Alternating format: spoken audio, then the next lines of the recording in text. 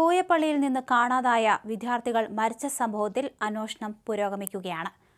പൂയപ്പള്ളി മയിലോട് സ്വദേശിനി ദേവനന്ദ, അമ്പലാംകുന്ന് സ്വദേശി ഷെബിൻ ഷാ എന്നിവരെയാണ് ശാസ്താംകോട്ട കായലിൽ മരിച്ച നിലയിൽ കണ്ടെത്തിയത്.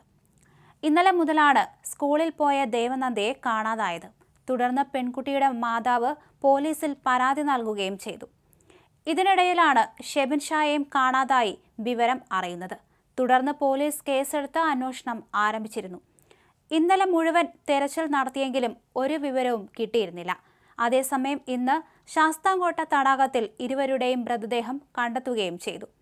മൃതദേഹം തടാകത്തിൽ ഒഴുകി നടക്കുന്ന നിലയിലായിരുന്നു കണ്ടെത്തിയത്. തുടർന്ന് പോലീസ് എത്തി മൃതദേഹങ്ങൾ കരയ്ക്കെത്തിച്ചു. വിദ്യാർത്ഥികൾ ആത്മഹത്യ ചെയ്തു എന്നാണ് പോലീസിന്റെ പ്രാഥമിക നിഗമനം. കൊട്ടാരക്കര ബോയ്സ് സ്കൂളിലെ +1 വിദ്യാർത്ഥിയാണ് ഷെബിൻ ഷാ. ഓടാനവട്ടം സ്കൂളിലെ +1 വിദ്യാർത്ഥിനിയാണ് ദേവനന്ദ.